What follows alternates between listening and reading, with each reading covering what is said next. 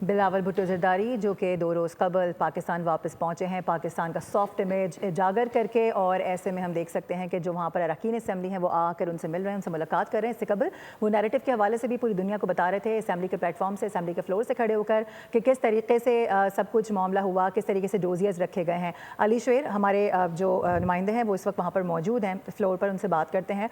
अली शेर बताइएगा इस वक्त फ्लोर पर हो क्या रहा है? हम देख रहे हैं कि बात नहीं करने दी जा रही है ऑपोजिशन को।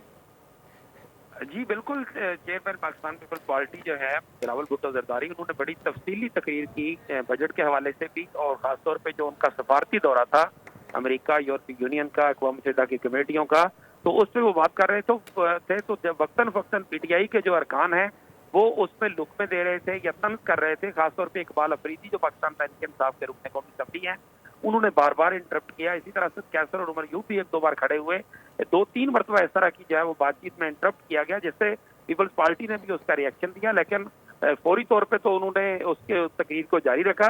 जो ही तकरीर खत्म हुई है तो उसके बाद स्पीकर सरदार याद सादक ने, जो अपोजिशन लीडर है उमर यूब, उनको कहा कि सेनेट की जो तजावीज़ आई हैं, सिफारिशात, उन पे बात करें। तो उस पर पाकिस्तान पीपल्स पार्टी के अरकान खड़े हो गए और उन्होंने अपना एहतजाज रिकॉर्ड कराया कि वो पाकिस्तान बिलावल भुट्टो जरदारी को जिस तरह पीटीआई वाले बोलने नहीं दे रहे थे, अब हम भी उनको नहीं बोलने देंगे। जिससे स्पीकर ने पीपल्स पार्टी को रिक्वेस्ट की, बार बार रिक्वेस्ट की कि आप दिल बड़ा करें और इस तरह से ऐवान को चलने दें। इकबाल अफरीदी ने कहा कि हम ऐवान नहीं चलने देंगे, जिस पर स्पीकर ने कहा कि किसी सूरत भी हम आपको ऐवान को रोकने नहीं देंगे, आपकी ये भूल है कि हम आपको ऐवान नहीं चलाने देंगे। अभी स्पीकर साहब की कोशिशों से डॉक्टर तारिक फजल चौधरी, वज़ीर पार्लिमानी अमूर, वज़ीर कानून आज़म वज़ीर तारड़ और दीगर वज़रा जो हैं, उन्होंने पीपल्स पार्टी के अरकान को कुछ समझाया, और अभी बिलावल भुट्टो जो अपनी चेयर पे खड़े थे अब वो बैठ गए हैं। कुछ अरकान जो है वो खड़े हैं, शाजिया मरी जो है वो बार बार बातें कर रही हैं।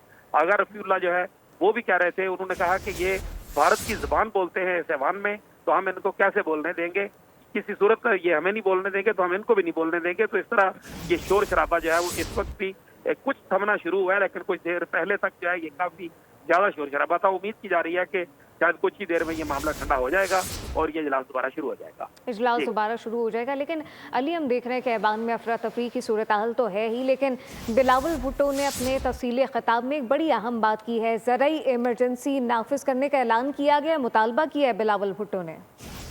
जी बिल्कुल, बिलावल भुट्टो जरदारी ने ज़राई इमरजेंसी का मुतालबा किया है। उन्होंने कहा कि जो हुकूमती पॉलिसियाँ हैं, उन्होंने जो मईशत की रीढ़ की हड्डी किसान है उसकी रीढ़ की हड्डी ही तोड़ दी है, यानी किसानों की रीढ़ की हड्डी जो है वो तोड़ दी है। बिलावल भुट्टो जरदारी ने कहा कि किसानों के लिए जो है वो ज़राई इमरजेंसी का नफाज किया जाए। इसी तरह उन्होंने पानी बचाने की बात की है, मौसमियाती तब्दीली की बात की है। उन्होंने कहा पानी बचाने के लिए हमें स्मार्ट इरीगेशन जो है उसकी तरफ जाना होगा।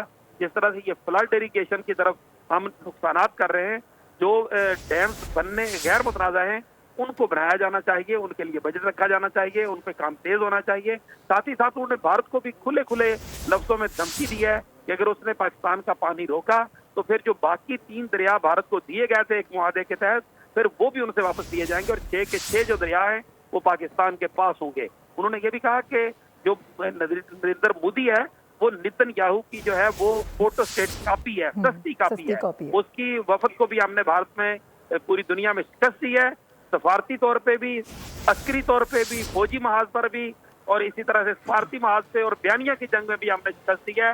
उम्मीद है कि भारत को कुछ अक्ल आ जाएगी, लेकिन अगर उसे अक्ल नहीं आएगी तो हम पानी पे जंग करने के लिए फिर भी तैयार होंगे। जी अच्छा अली शेर, आपसे ये भी जानना चाहेंगे कि इजलास इस वक्त शुरू हो चुका है, कौन कौन से अहम पॉइंट्स हैं, कौन कौन से एजेंडे हैं जो कि इस इजलास में ज़ेर गौर आने हैं? तो जाहिर है मिडिल ईस्ट की जो सिचुएशन है उस पर बात हो रही है, बिलावल भुट्टो की जानिब से जो पूरा नैरेटिव बिल्ड किया गया पूरी दुनिया में जाके, जिन्होंने पाकिस्तान का सॉफ्ट इमेज उजागर किया, इसके अलावा बताइएगा। अभी इस वक्त जो है वो स्पीकर साहब की मुदाखलत से कुछ चीज़ें सेटल डाउन हुई हैं, अगरचे अपोजिशन एहतजाज कर रही है, लेकिन वज़ीर ख़ज़ाना मोहम्मद औरंगज़ेब जो हैं वो बजट की जो बहस स्पीच है, जो मुख्तलिफ स्पीचेज हुई थी जिनमें अपोजिशन और हुकूमती अरकान ने तजावीज़ दी थी, इसी तरह सेनेट की जो तजावीज़ थी उनको भी शामिल किया गया है, उनको भी लाया गया है ऐवान में। तो अभी वज़ीर ख़ज़ाना मोहम्मद औरंगज़ेब जो हैं उन्होंने अपनी बजट वाइंड अप स्पीच जो है, यानी बजट की तकारीर समेटने की तकरीर जो है उसका आगाज कर दिया है। अभी वो सेनेट के सिफारिशात के हवाले से कि क्या क्या चीजें शामिल करनी है, क्या क्या शामिल नहीं करनी। अच्छा अली शेर, इजलास का दोबारा आगाज हुआ है, मैं फैसला करूंगा। बिल्कुल, इजलास शुरू हो चुका है दोबारा। वज़ीर ख़ज़ाना मोहम्मद औरंगज़ेब जो है वो ठीक है, आपसे मजीद भी जानते रहेंगे अली शेर, आपसे मजीद भी जानते रहेंगे। सब्सक्राइब करें और बेल दबाएं ताकि कोई खबर रह न जाए।